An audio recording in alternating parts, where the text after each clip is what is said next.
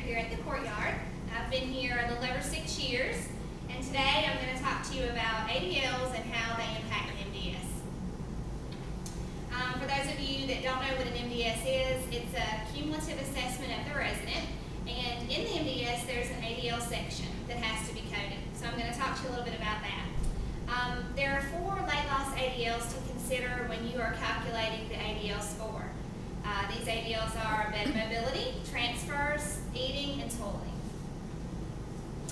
Now, we'll talk a little bit about what each one means. Bed mobility, when you think about bed mobility, you need to think about how the resident turns from side to side in the bed, how they go from a lying to a sitting position, and how they reposition themselves in the bed, how much assistance they need when they do this.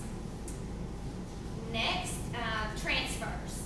When you're thinking about transfers and how that's defined, you need to think about how the resident moves between surfaces, to and from their bed, to and from their wheelchair, and to a standing position. You do not include how they transfer from the bath or from the toilet when you're thinking about transfers. Eating. How a resident eats or drinks regardless of skill.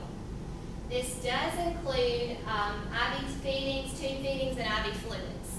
And it does not include eating or drinking during the med pass. But if a resident has an IV, that's considered extensive assistance. Same thing with a tube feeder, that's total assistance, and IV feedings are total also. But the nurse helping the resident drink a sip of water during med pass, you don't include that. Next is toileting. This is how a resident uses the toilet room, the commode, the bedpan, the urinal, transfers on and off the toilet, cleanses themselves, changes their pad, manages an ostomy or catheter, or adjusts their clothes. You do not limit your assessment to elimination in the bathroom only. Elimination can happen anywhere, at any time, as we all know. We have seen it firsthand. In the ADL section of the MDS, it's coded under 2 separate columns, 2 separate categories. There is the first column is the self-performance column. This is defined as what the resident actually does for themselves. They can either be coded as independent, which is a 0, supervision, which is a 1, limited, which just means you touch them and guide them, that is a 2, extensive assistance means you used your muscle to help them, and that's coded as a 3. And total assistance means the resident did absolutely nothing, staff did everything. That's coded as a 4. And then the activity did not occur. That's actually coded as an 8 on the MDS, but it's the 5th thing there. That's why there's a 5. The next column of coding in the ADL section is the support section. And this is defined as the amount of manpower needed to complete the ADL. With no help at all is coded as a 0. Setup help only is coded as a 1. One-person physical assist is coded as a 2, and a 2-person physical assist is coded as a 3.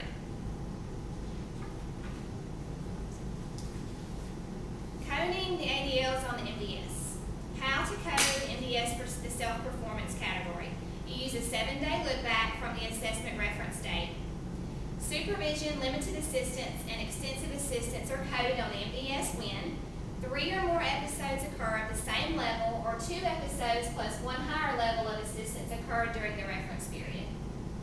And total assistance is coded on the MDS when the resident did absolutely nothing during the entire reference period. It had to happen 24 hours a day, 7 days a week, for the resident to be coded as total for that specific ADL. Now, I've got some examples so we can think about it a little deeper.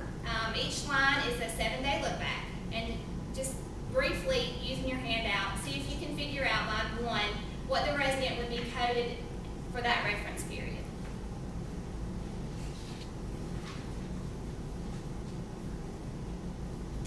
Just remember, I'll rebrief you a little bit.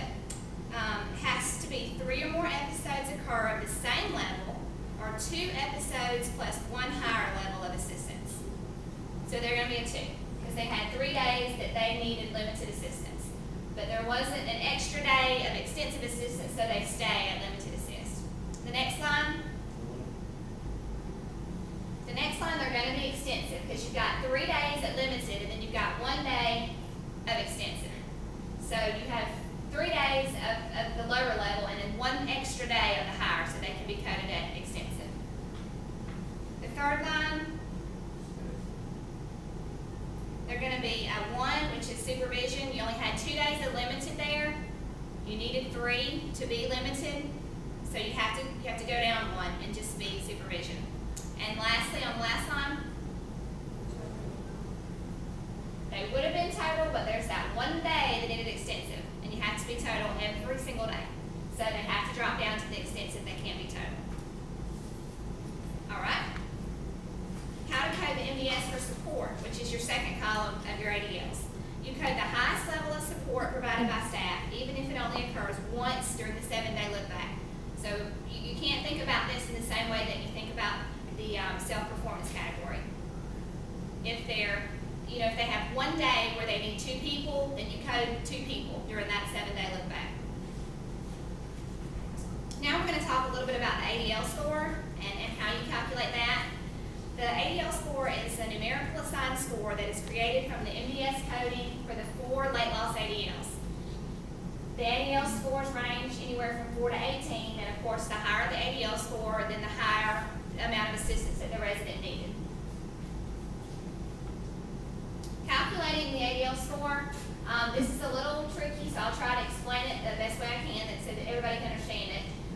The self-performance category at the MDS is coded as a 0 or 1, they get 1 point if bed mobility, transfers, or toileting.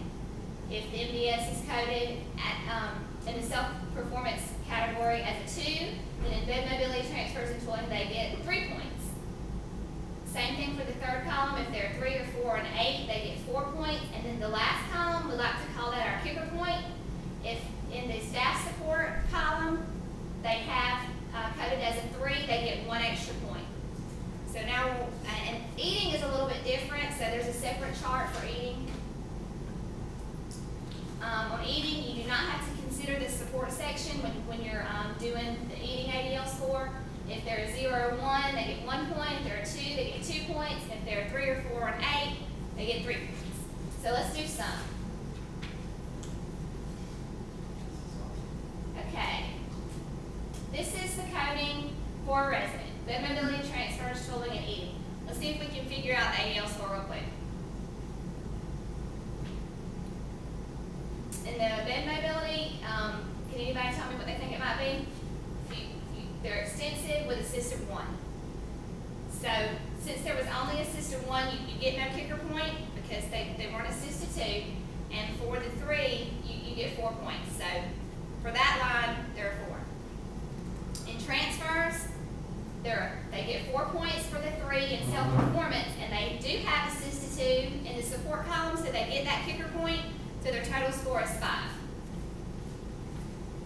Toileting, same kind of concept as the bed mobility line. They got 4 points for the 3 in self-performance and no kicker point because they were only assisted 1 in the support column.